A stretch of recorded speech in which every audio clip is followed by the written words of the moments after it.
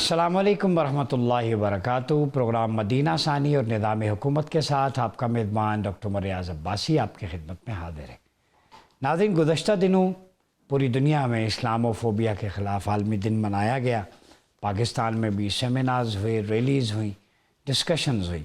हर साल ज़ुबानी जमा खर्च तो हो जाता है, लेकिन इस्लामोफोबिया है क्या, इसके ट्रेंड्स क्या हैं, इसके फ्यूलिंग फैक्टर्स क्या हैं और उसका कॉज ऑफ इंटेंशन क्या है, और फ्यूचरिस्टिक अप्रोच में इसको टैकल करने के लिए मुस्लिम उम्मा के पास पॉलिसी क्या होनी चाहिए। अगर मैं कुरान मजीद में आऊँ, ये आज की बात नहीं है। इस्लामोफोबिक ट्रेंड्स बहुत अरसे से चले आ रहे हैं, सदियों से, 1400 साल से। आप हैरान होंगे।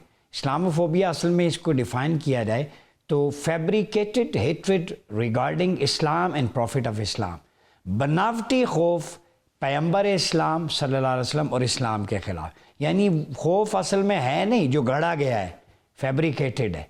ठीक है, ये उस वक्त भी था। कुरान मजीद इस हवाले से हमें पहले ही वार्न कर रहा है। सूरह माइदा की वर्स नंबर 51 को अगर आप देखें तो या अय्युहल्लज़ीना आमनू ला तत्तखिज़ुल यहूद वन्नसारा औलिया बअदुहुम औलिया बाद वमन यतवल्लहुम मिनकुम फ़इन्नहु मिनहुम इन्नल्लाह ला यहदिल क़ौमज़-ज़ालिमीन। ईमान वालों से खिताब है कि यहूदी ईसाइयों को अपनी फ्रेंडशिप में ना लाओ, दोस्त ना बनाओ।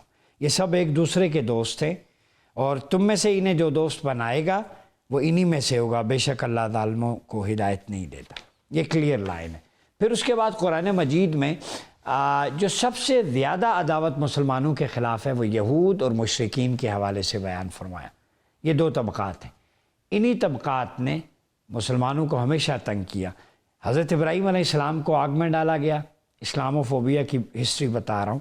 ज़करिया अलैहिस्सलाम को कत्ल किया गया, आरे से चीरा गया। यहया अलैहिस्सलाम का सरे अनवर तश्तरी में पेश किया गया। हज़रत आसिया जो है वो उनको शहीद किया गया, हाथों पाँव में मेखें गाड़ कर। ईसा अलैहिस्सलाम जिनके ख़िलाफ़ सारे यहूदी इकट्ठे हो गए, और अस्हाबुल उखदूद को जो है वो खाइयाँ खोद कर ज़िंदा आग में जला दिया गया। ये वो मोमिनीन की फ़हरिस्त बता रहा हूँ। आप सल्लल्लाहु को जलावतन होने पर मजबूर किया, कई बार असैसिनेशन अटैम्प्ट्स हुई, हिजरत हबशा करने वाले सहाबा उन्हें गिरफ़्तार किया गया।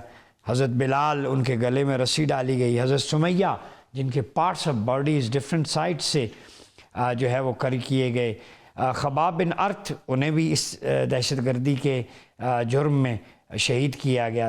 हबीब बिन ज़ैद अंसारी जिनका एक एक बंद काट दिया गया। अबू ज़र ग़िफ़ारी जिन्हें हरम के अंदर मार मार कर लहू लुहान कर दिया। ये हिस्ट्री चलती है 1400 साल से, और ये शाम, इराक़, ईरान, अफ़गानिस्तान, ये गज़ा, वहाँ पे ये ट्रेंड नज़र आते हैं। इवन वाइट सुपरमेसी वेस्ट में मुसलमानों को मारती नज़र आती है। इस पे किताबें लिखी गई।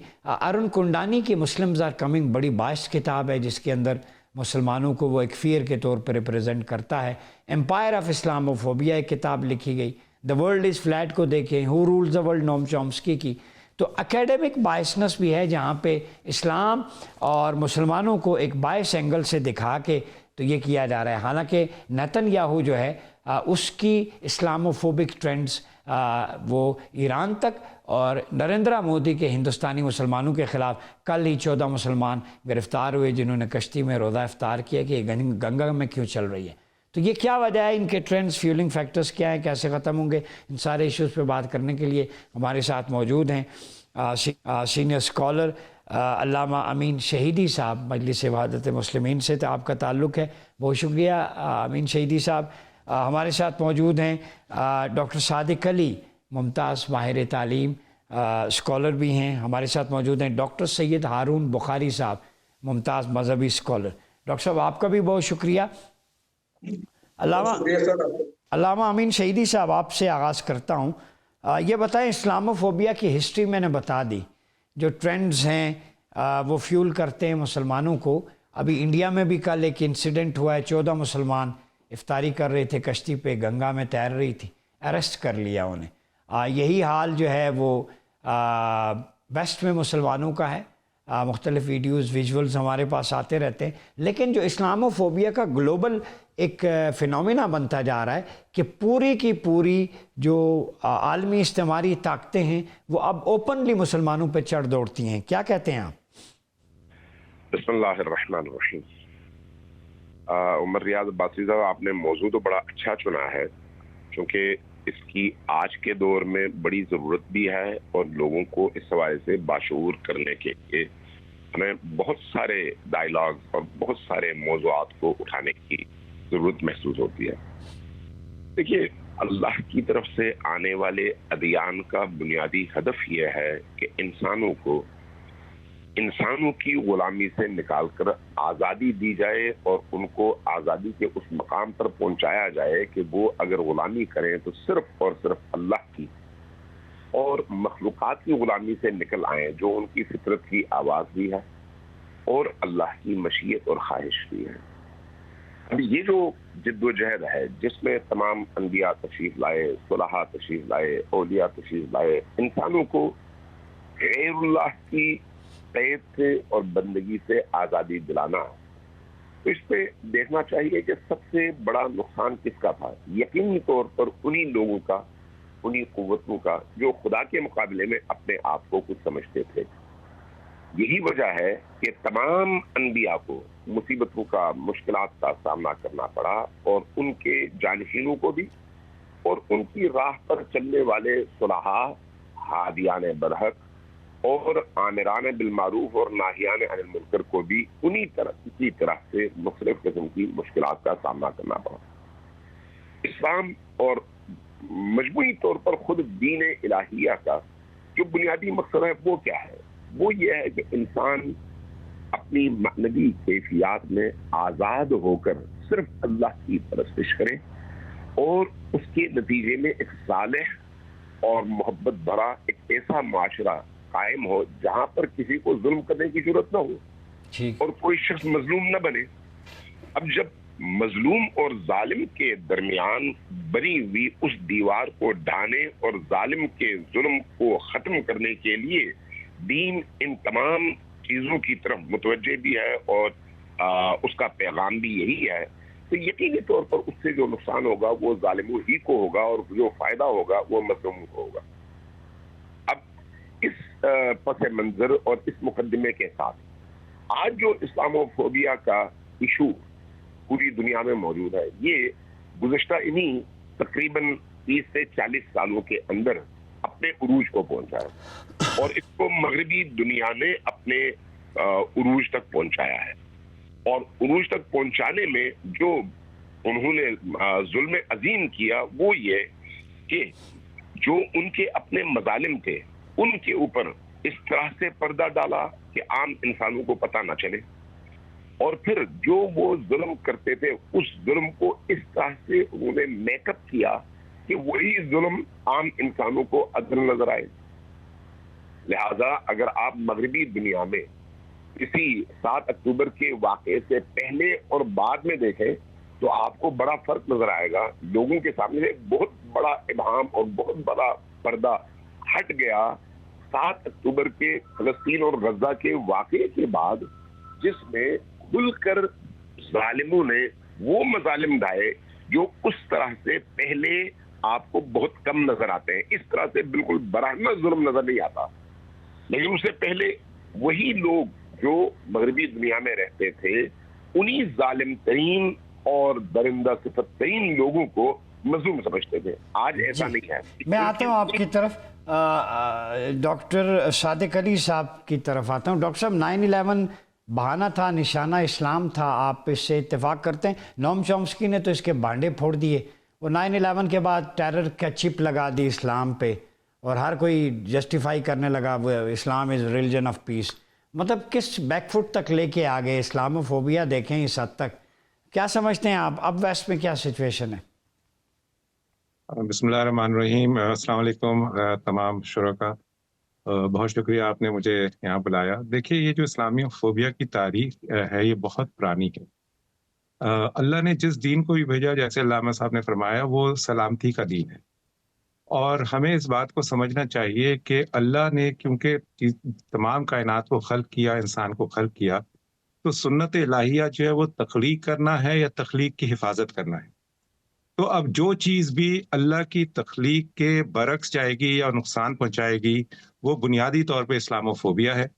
چاہے وہ انبیاء کا قتل ہو، چاہے وہ انسانیت کا قتل ہو، چاہے وہ درخت کاٹنا ہو، جو چیزیں انسان اللہ کی تخلیق کی ہوئی چیزوں کو نقصان پہنچا رہی ہیں وہ تمام اسلاموفوبیا ہیں. اب آتے ہیں اس بات کے اوپر کہ 9/11 بنیادی طور پہ جھوٹ جو ہے، اگر آپ دیکھیں یہ اسلاموفوبیا شروع ہوا تھا جب حضرت موسیٰ علیہ السلام تشریف لے گئے تھے کوہ طور پہ، اور پیچھے ڈیموکریسی اور اسلاموفوبیا دونوں ایک ساتھ شروع ہوئے کہ جب انہوں نے کہا کہ ہم نے اس بات پہ اگریمنٹ کر لیا ہے کہ ہم بچڑے کی پوجا کریں. تو وہاں سے جو انسان کی عیاشی یا انسان کے وہ والے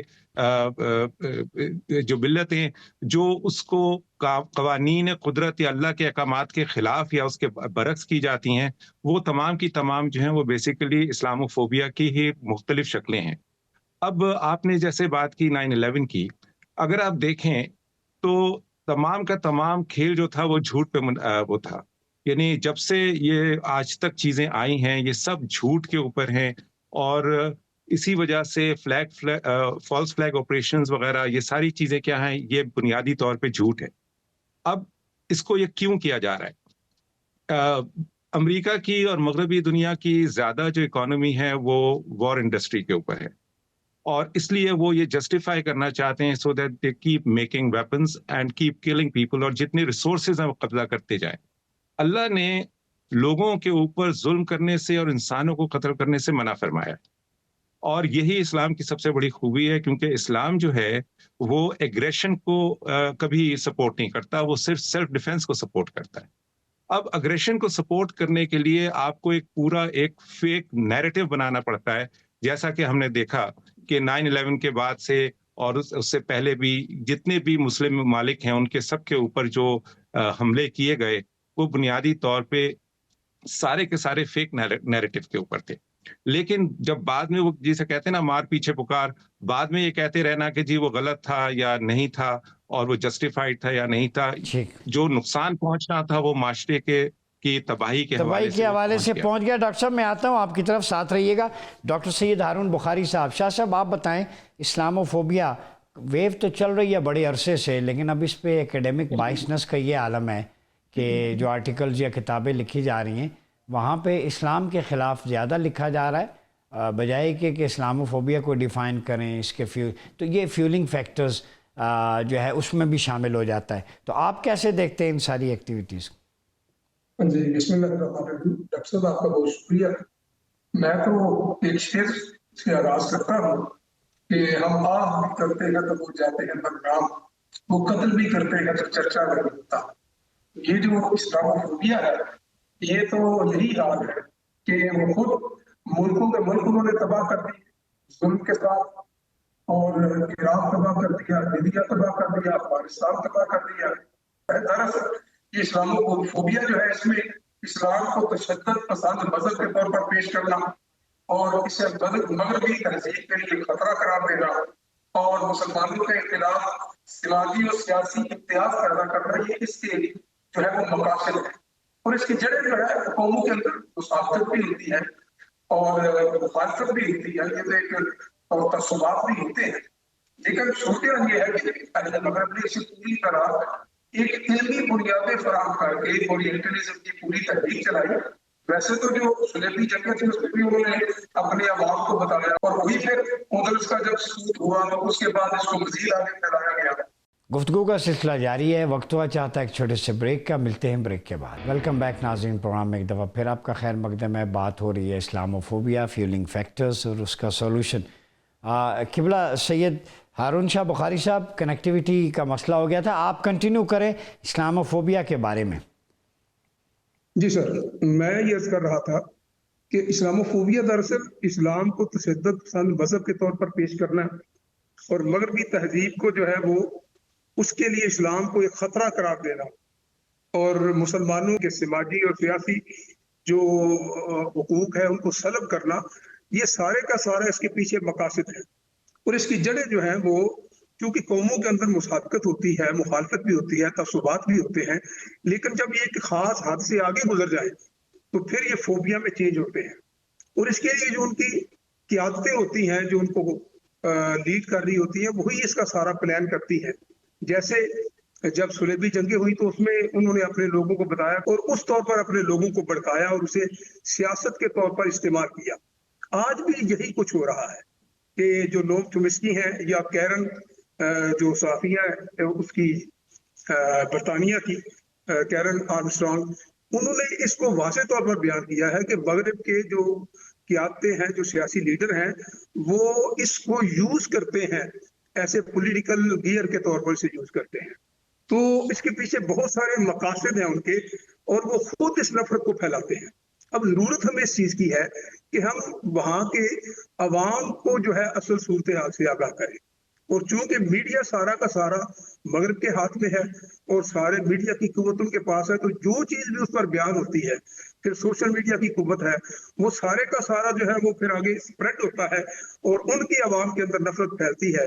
और हमें पता है कि इस्लाम के तो अवाम के अंदर भी नफरत नहीं होती, और हमारी गवर्नमेंट जितनी भी बुरी हो, ये नफरत का कारोबार कम अज कम दूसरे मज़ाहिब के खिलाफ नहीं करते।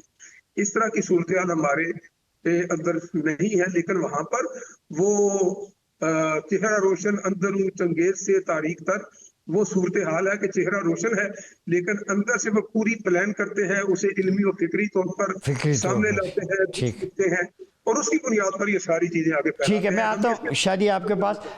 अल्लामा अमीन शहीदी साहब, ये जो वॉर है अभी चल रही है ऑन गोइंग, इस पे हमने देखा कि कुछ ईमेल्स लीक हुई यूएस सोल्जर्स की।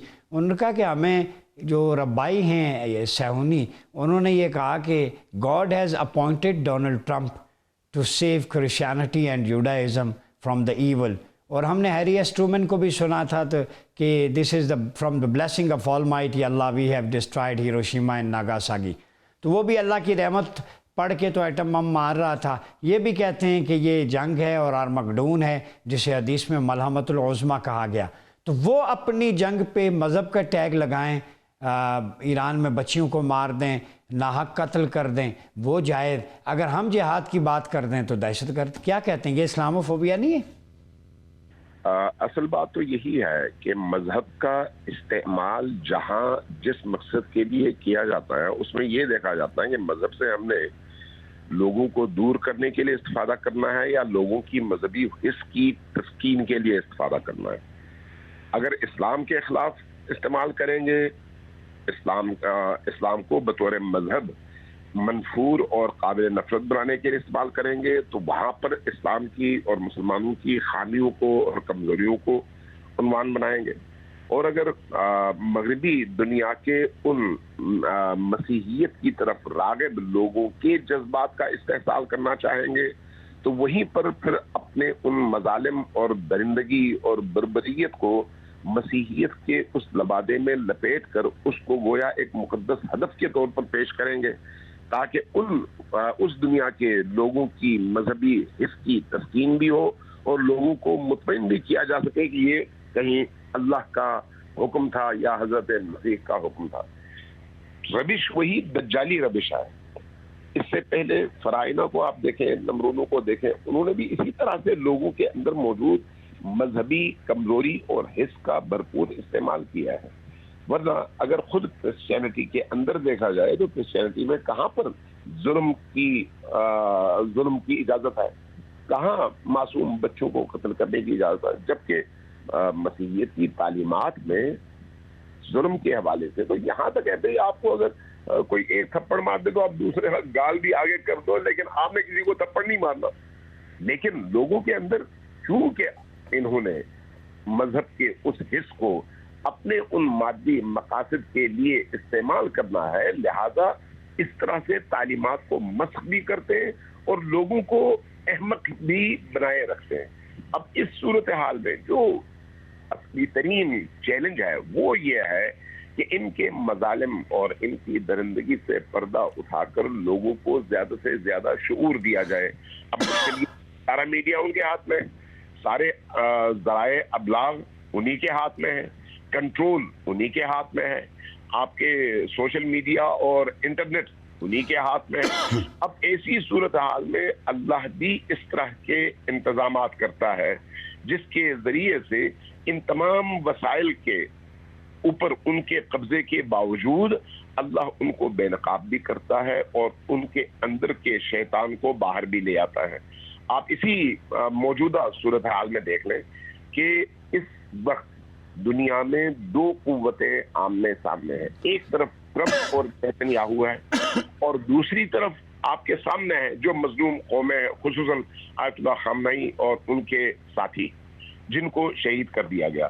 تصور کیا ہے، اگر آپ اس دنیا میں بدترین مخلوق کو تلاش کرنا چاہیں جو بچوں کو ذبح کرتا ہو، جو 6 سال 7 سال کے بچوں کا ریپ کرتا ہو، جو ان کو پکا کر کھاتا ہو، اندازہ لگا لیں، پکا کر کھاتا ہو، جو معصوم بچوں کے چیتھڑے اڑاتا ہو، جو بچوں کی قربانی دے کر اپنے ابلیس اور دیوتاؤں کو راضی کرنے کی جو سابقہ فرعونوں کی روش تھی اس پر عمل کرتا ہو، وہ کون ہے؟ آج ایپسٹین فائل اس بات پر گواہ ہے کہ اس وقت اگر اس کا سب سے بڑا کوئی چہرہ ہے تو وہ ٹرمپ ہے۔ اور میں آتا ہوں آپ کی طرف۔ سراج الحق صاحب سابق جماعت اسلامی ہمارے ساتھ ہیں، بہت شکریہ سراج الحق صاحب۔ جیسے امین شہیدی صاحب بھی کہہ رہے تھے، اسلاموفوبیا، اسلام کے خلاف جعلی خوف پیدا کرنے نکلے تھے، تو اب خوف جو ہے وہ پیدا ہو گیا ہے کس کے بارے میں؟ زیہونزم کے بارے میں، ہندوتوا، ایپسٹین فائل میں بھی ایران میں جو کچھ انہوں نے ظلم کیا۔ تو کیسے دیکھتے ہیں اسلاموفوبیا کی ویو چلائی تھی انہوں نے، تحریک نکلے تھے، لیکن اب دنیا کے سامنے عالمی استعماری طاقتیں خود ایکسپوز ہو گئیں۔ دیکھیے، زمانہ گواہ ہے کہ اسلام زندہ ہوتا ہے ہر کربلا کے بعد۔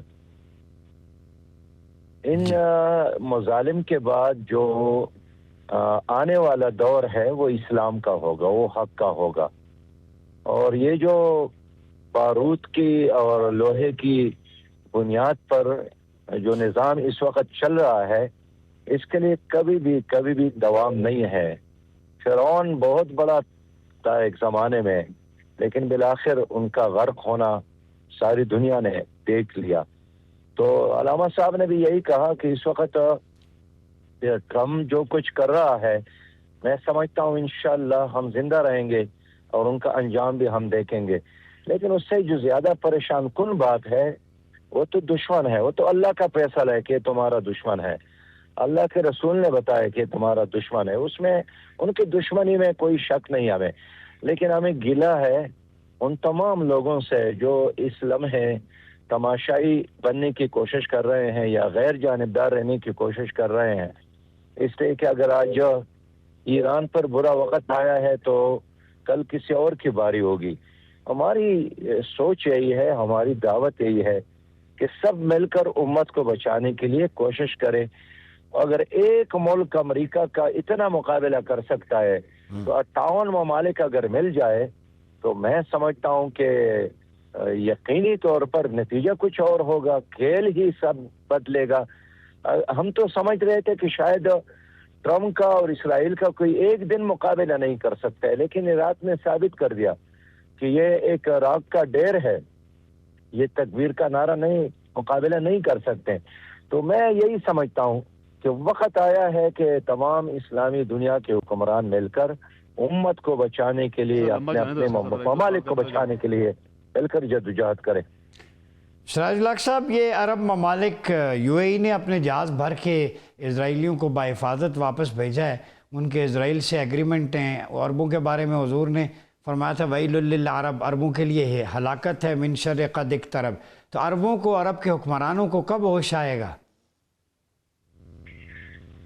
دیکھیے، پہلے بھی آپ کو یاد ہوگا کہ جب خلافت عثمانیہ قائم تھی تو اس وقت انگریز نے بالکل یہی کام کروایا تھا ان سے کہ خلافت کے خلاف انہوں نے ایک عرب نیشنلزم کی بنیاد پر ایک اقدام کیا۔ اس کا نتیجہ یہی نکلا کہ خلافت بھی ختم ہو گئی، لیکن عرب دنیا بھی چھوٹے چھوٹے ٹکڑوں میں تقسیم، اور اس پر کہیں فرانس حکمران بنا، کہیں برطانیہ نے قبضہ کیا اور کہیں اٹلی نے قبضہ کیا۔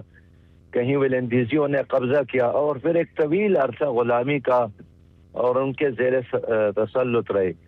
تو آج شاید پھر اسی طرح ایک نقشہ بن رہا ہے، لیکن اللہ کا شکر ہے سارے لوگوں کی سوچ ایک جیسے نہیں ہے، اور ایک بیداری بھی ہے، ایک احساس بھی ہے.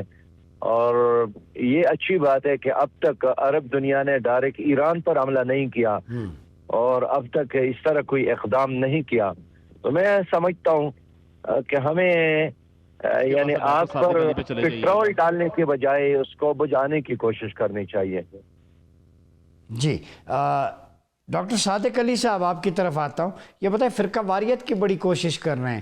اسلاموفوبیا یہ بھی ہے کہ ڈائریکٹ تو ہے آپ کہتے ہیں، لیکن انڈائریکٹلی کچھ سینٹیمنٹ سنی شیعہ عرب و عجم، جیسے اردوان نے کہا کہ ہماری جو ہے وہ پہچان اسلام ہے، وی آر آل مسلمس. تو یہ میسج جو جانا چاہیے اکراس دا گلوب، اس کو آپ کیسے دیکھتے ہیں؟ دیکھیے میں آپ سے عرض کرنا چاہ رہا تھا پہلے بھی یہ بات کہ اسلاموفوبیا جو ہے وہ اس وقت سے ہے جب سے اللہ تعالیٰ کا میسج آیا اور لوگوں نے اس کے خلاف ہمیشہ کام کیا. انہیں خوف تھا کہ اگر باقی سب لوگ مسلمان ہو جائیں گے تو ان کا جو روش ہے اپنی زندگی کی طرف وہ بدل جائے گی. جو امپورٹنٹ بات یہاں پہ سمجھنے والی ہے وہ یہ ہے کہ آپ نے جیسے فرقہ واریت کا نام لیا، فرقہ واریت خدا نہ کرے قرآن کی وجہ سے نہیں ہے. قرآن پہ تو تمام امت مسلمہ جو ہے وہ متفق ہے، کیونکہ اس زمانے میں بھی لوگ ایسے تھے جنہوں نے اسلام کا تو لبادہ اوڑھ لیا اور اس کے بعد وہ ہر قسم کا جھوٹ اور میڈیا مینجمنٹ کرتے تھے، جس کی وجہ سے لوگوں میں اختلاف رائے پیدا ہوا کہ ہم نے یہ بات سنی ہے اور تم یہ بات بتا رہے ہو. تو یہ اختلاف رائے جو ہے یہ ہمیشہ سے جھوٹ کی بنیاد پہ سارا کھیل کھیلا گیا ہے. تو یہ جو تفرقہ ہے اس کی بنیاد یہی ہے. ہمیں یہ چاہیے مسلمانوں کو، آج کے خاص کر مسلمانوں کو، پڑھے لکھے لوگوں کو، کہ جب قرآن کے اندر اللہ تعالیٰ یہ فرما رہا ہے کہ یہ نبی صلی اللہ علیہ وسلم کچھ کہتے نہیں ہیں، کرتے نہیں ہیں جب تک اللہ کا حکم نہ ہو، تو ہمیں ان چیزوں کو لے کے ایک کریٹیکل انالیسس کے ساتھ اکٹھے ہونا چاہیے کہ وہ تمام چیزیں، کیونکہ سائنٹیفک ایویڈنس جو ہے وہ بنیادی طور پہ سنت الہیہ کی وجہ سے ہے. جو کچھ بھی کائنات میں قوانین ہیں جس کو ہم سائنس کہتے ہیں وہ اللہ ہی کے پیدا کرتے ہیں. ڈاکٹر صاحب میں ایک منٹ انٹرپٹ کروں گا اس لیے کہ قرآن ہی کہتا ہے لِتُبَيِّنَ لِلنَّاسِ. قرآن کی جو پریزنٹیشن ہے یا امپلیمنٹیشن ہے وہ سرکار دو عالم صلی اللہ علیہ وسلم کے ایکسپلینیٹری اتھارٹیز ہیں، لا میکنگ، تشریح اختیارات، ما آتاکم الرسول. تو رسول کی حدیث، سنت اور سیرت کے بغیر تو قرآن کو کوئی انڈرسٹینڈ کر ہی نہیں سکتا. اللہ نے خود کہا ہے کہ آپ جیسے بیان کر دیں.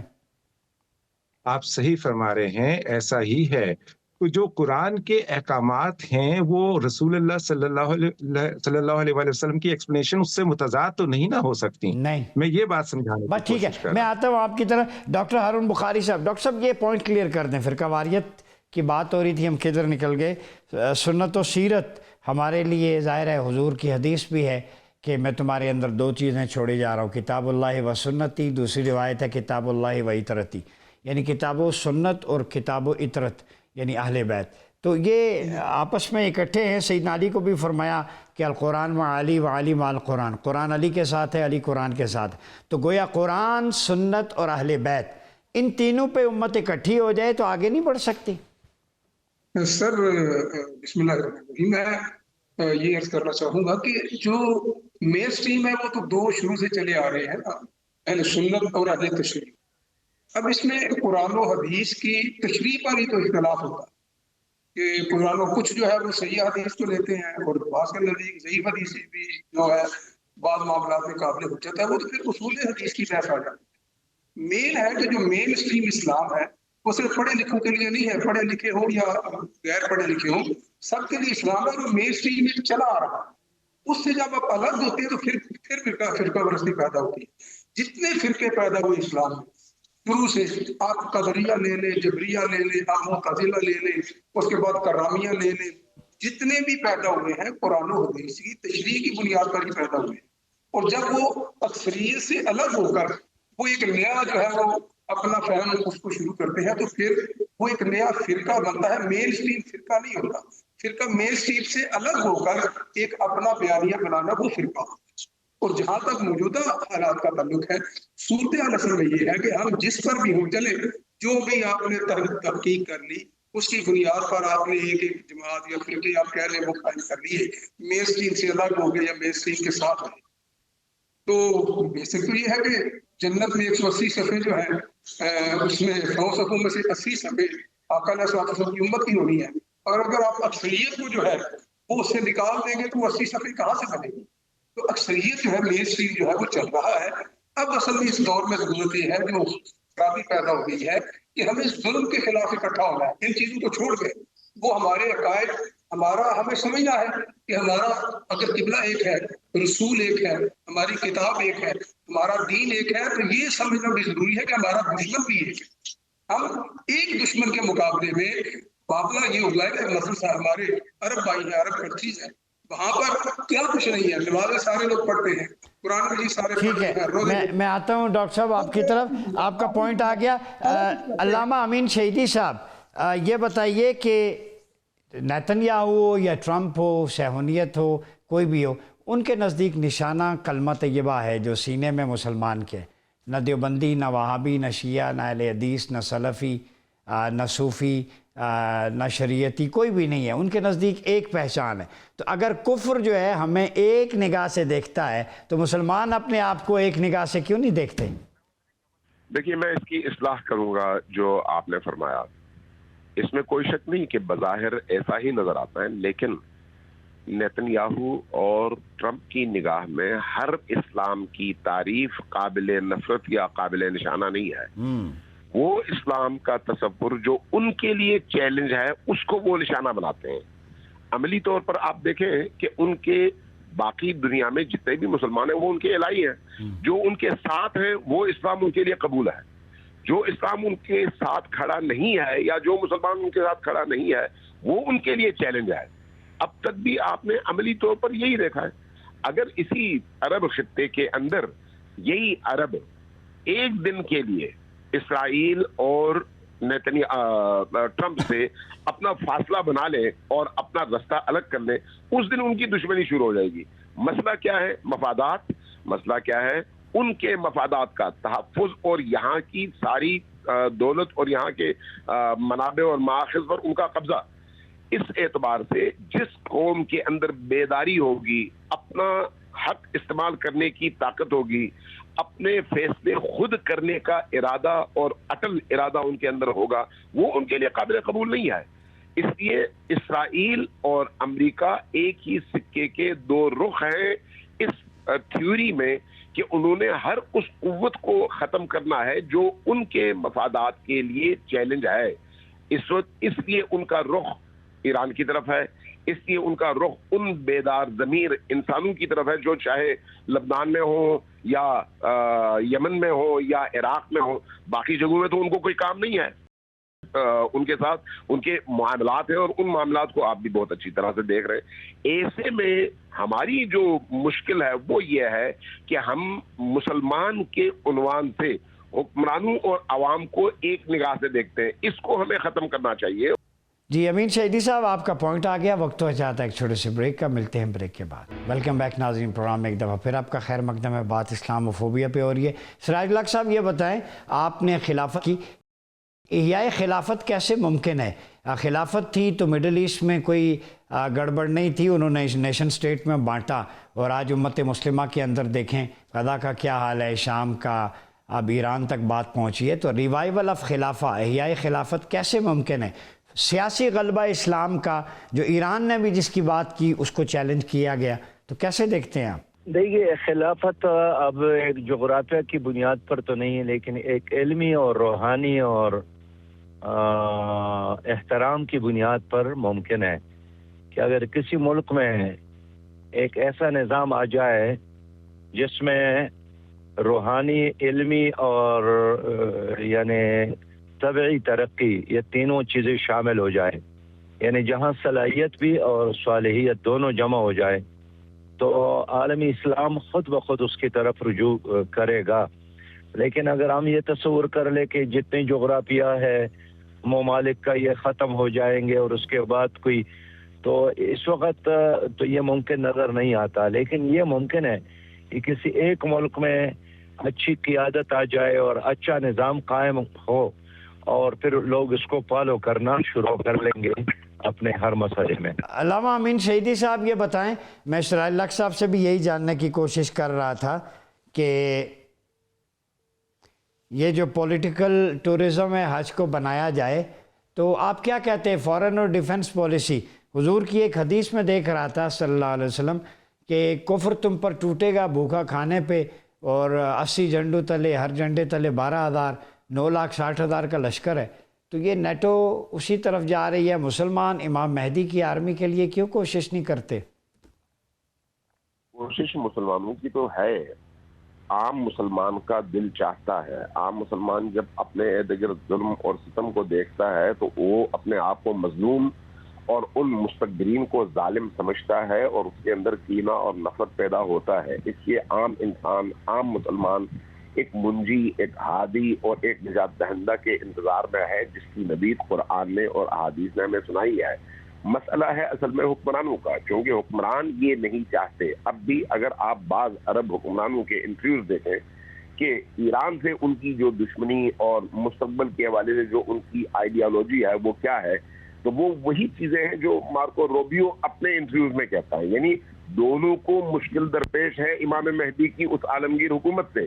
مارکو روبیو بھی اسی موضوع کو اٹھاتا ہے اور کہتا ہے ہم اس لیے ایران کے خلاف لڑیں گے کہ ان کی آئیڈیالوجی یہ ہے، اور بعض عرب ممالک کے سربراہان بھی یہی کہتے ہیں کہ ان کی چونکہ آئیڈیالوجی یہ ہے، اس لیے ہم اس موضوع پر ان سے لڑیں گے اور اس تصور کو عملی جامہ پہننے نہیں دیں گے۔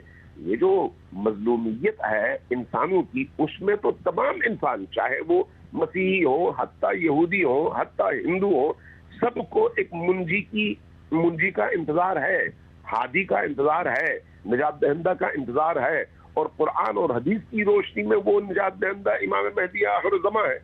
اس لیے میں یہ سمجھتا ہوں کہ جیسے جیسے شعور بڑھتا چلا جائے گا، وہ جو کمزور لوگ ہیں وہ طاقتور ہوتے چلے جائیں گے، آہستہ آہستہ انشاءاللہ صف بندی اپنے کمال کو پہنچے گی، اور نتیجتاً وہ ہوگا جو اللہ نے ارادہ کیا۔ ہارون بخاری صاحب یہ بتائیں، اینڈ آف ٹائم میں چونکہ یہ چیزیں تو ہمارے سامنے ہیں، آپ کیا سمجھتے ہیں نئی صف بندیاں ہو رہی ہیں، مسلمانوں کو اپنی صفیں کس سمت کس طرح درست کرنی چاہیے؟ جی ڈاکٹر صاحب، میرا خیال ہے کہ جو ہر چیز واضح ہے، وضاحت یہ ہے کہ امام مہدی تو جب تشریف لائیں گے، لیکن ہم نے سوچا ہے اب ہم نے کیا کرنا ہے جس دور میں ہم ہیں، کیونکہ آگ ہے، اولاد ابراہیم ہے، نمرود ہے، یا کسی کو پھر کسی کا امتحان مقصود ہے، تو ہمارا بھی امتحان ہو رہا ہے، ہم یہاں پر موجود ہیں۔ ہمیں ان جو دراصل اسلام کے جو حکمران ملکوں پر ہیں، تو عوام کی سچویشن بالکل اور ہے اور ہمارے حکمران طبقے کی بالکل اور ہے۔ اس کے لیے ہمیں علمی و فکری قیادت کو اجاگر کرنا ہوگا، اور اس کے ساتھ پھر آپ دیکھیں کہ نماز، روزہ، حج، زکوٰۃ رسمی دین تو بنا دیا گیا ہے، لیکن یہ سارا کچھ دولت بھی ہے اربوں کے پاس، نماز بھی ہے، روزہ بھی ہے، حج بھی ہے، زکوٰۃ بھی ہے، سارا کچھ ہے، دولت بھی ہے، چم کرتی سڑکیں بھی ہیں، فلک و سماعتیں بھی ہیں، تو وہاں پر ہم کیا اس کی صورتحال عوام کو اٹھنا پڑے گا، اور ہمیں جو ہے اس طرح کی غیرت مند گورنمنٹ چاہیے جیسے عراق میں ہے، کہ ایسی گورنمنٹ ہو جو اسلام کے لیے سوچ سکے، جو عوامی شعور کی اور عوامی جذبات کی نمائندگی کر سکے، جو علم کو دوبارہ سے آگے بڑھا سکے، جو شعور کو آگے ترقی دے سکے۔ اور دراصل ہماری گورنمنٹ جو ہے وہ عوامی شعور کی اور عوامی جذبات کی نمائندہ نہیں ہے، عوام کا رخ بالکل کسی اور طرف ہے، اور ایران اسی لیے انہیں کھٹکتا ہے کہ وہ عوام سامنے کھڑا ہوا، اور وہ کھڑا ہو کر ڈٹ کر کھڑا ہے، اور انشاءاللہ اس جنگ کے بعد یہ نقشہ بدلے گا، دنیا پہلے جیسی نہیں رہے گی، نہ مڈل ایسٹ ویسا رہے گا، نہ باقی دنیا، ایک بار عرب سپرنگ آئی تھی، شاید اب پھر عرب سپرنگ چلے، اور صحیح جو نمائندہ لوگ ہیں عوام کے، جو مسلمانوں کے، وہ سامنے آئے، کیونکہ ہمیں یرغمال انہوں نے بنایا ہوا ہے، ورنہ قوم تو ساری چاہتی ہے کہ خلافت کا حیا ہو، سارے مسلمان چاہتے ہیں ہمارے اندر ہم آتی ہو تو اسلام طاقت پکڑے، اور اس کے لیے ہمیں بہت ساری جدوجہد عوام کو بھی کرنی ہے اور ہماری قیادتوں کو بھی کرنی ہے، قیادت کو بھی کرنی ہے۔ بہت شکریہ ڈاکٹر سید ہارون بخاری صاحب، سراج الحق صاحب، علامہ امین شہیدی صاحب، اور جناب ڈاکٹر صادق علی صاحب، آپ نے گفتگو سنی، ہم اسبیہ سے شروع ہوئے، اینڈ رزلٹ یہی ہے، معیاری دین ہے، معمول بئی دین ہے۔ معمول بئی دین پریکٹسز تو ہر جگہ پہ ہیں میرے بھائی، دبئی میں بھی مسجدیں آپ دیکھیں افطاری بہترین، گلف میں، یورپ میں، ایون دنیا کے ہر خطے میں، دارالحرب میں۔ مسئلہ ہے معیاری دین، جو پولیٹیکل اسلام تھا، اسلام کا جو پولیٹیکل ڈومیننس، وہ نہیں ہے۔ آپ جتنی مرضی افطار پارٹیاں کر لیں، سحریاں تراویح کر لیں، شبینہ پڑھ لیں، ٹھیک ہے، قرآن جتنا یاد کر لیں، وظائف جتنے کر لیں، تو اگر آپ کے پاس طاقت نہیں ہے غلبے کی، تو وہ حال ہوگا جو شامیوں کا ہوا ہے شام میں، جو غزہ والوں کا ہوا ہے، جو عراق والوں کا، اور جب ایران کے ساتھ ڈٹنا پڑے گا۔ یہ عالمی طاغوتی استعماری طاقتوں کے خلاف بلا خوف و خطر ہو کے ایک لائن لینی پڑے گی، اور ہم اسی لیے کہتے ہیں کہ وہ لائن خلاف اعلیٰ منہاج النبوہ ہے، جو امت کو جوڑتی ہے اور امت کی وحدت ہے۔ جب بھی خلافت تھی ماضی کے اندر، جب نیشن سٹیٹ میں نہیں بٹا تھا، تو آپ کو یاد ہوگا کہ مشرق وسطیٰ ایک گلشن بنا ہوا تھا، پوری دنیا کی نظریں تھیں۔ اس وقت یہ بیروت جو ہے، اس کو مشرق وسطیٰ کا پیرس کہا جاتا تھا۔ یہاں سے ایتھکس، سویلائزیشن، کلچر پوری دنیا کو پروموٹ ہوتا تھا۔ یہاں کی لوکیشنز، یہاں کی آب و ہوا، یہاں کے بزنسز، ٹریڈ کاروانز، ایون غزہ اور یمن کا تو سورہ قریش میں ذکر ہے، رحلۃ الشتاء والصیف۔ کتنی رچ کلچرل جو ڈائیورسٹی ہے اس کو تباہ کر کے رکھ دیا۔ تو جب ڈومیننس تھی، خلافت تھی، آپ ایک تھے، خلافت کو ٹکڑوں میں بانٹا۔ عرب نیشنلزم نے مسلمانوں کا بیڑا غرق کر دیا۔ یہ عرب اپنی اپنی ریاستوں میں چلے گئے۔ اگر وہ ایک خلافت ہوتی تو آج عالم اسلام قیادت کر رہا ہوتا۔ ہمیں اسلاموفوبیا اور اس جیسے ٹرینڈز کے تدارک کے لیے دوبارہ یونائٹڈ ہونا پڑے گا۔ اور یہ قرآن کہتا ہے نا کہ وَاعْتَصِمُوا بِحَبْلِ اللَّهِ جَمِيعًا وَلَا تَفَرَّقُوا، اللہ کی رسی کو مضبوطی سے تھامو۔ یہ کتاب اللہ کی رسی ہے، حضور نے فرمایا، تفرقے میں نہ پڑو۔ ڈفرینسز ہو سکتے ہیں لیکن اس کا مینجمنٹ ہے۔ فردو وَإِن تَنَازَعْتُمْ فِي شَيْءٍ فَرُدُّوهُ إِلَى اللَّهِ وَالرَّسُولِ، اگر تنازع ہو بھی گیا ہے آپس میں تو اللہ رسول کی طرف ریفر کر دو۔ کتنا بہترین پلیٹ فارم ہے۔ اگر اب بھی مسلمانوں نے نہ جاگے تو میرے خیال میں یہ بات بہت آگے بڑھ جائے گی۔ بات اکیڈمیا سے، اسلاموفوبیا سے نکل کے اسلام کش جو اقدامات ہیں ان پہ چلی گئی ہے۔ بات مسلمانوں کے جینوسائڈ پہ ہے، میسو کلنگ تک چلی گئی۔ ہوش کے ناخن لینا ہوں گے وگرنہ بہت دیر ہو جائے گی۔ اپنا بہت خیال رکھیے۔ اپنے میزبان ڈاکٹر مریاض باسی کو اجازت دیجیے۔ اللہ حافظ۔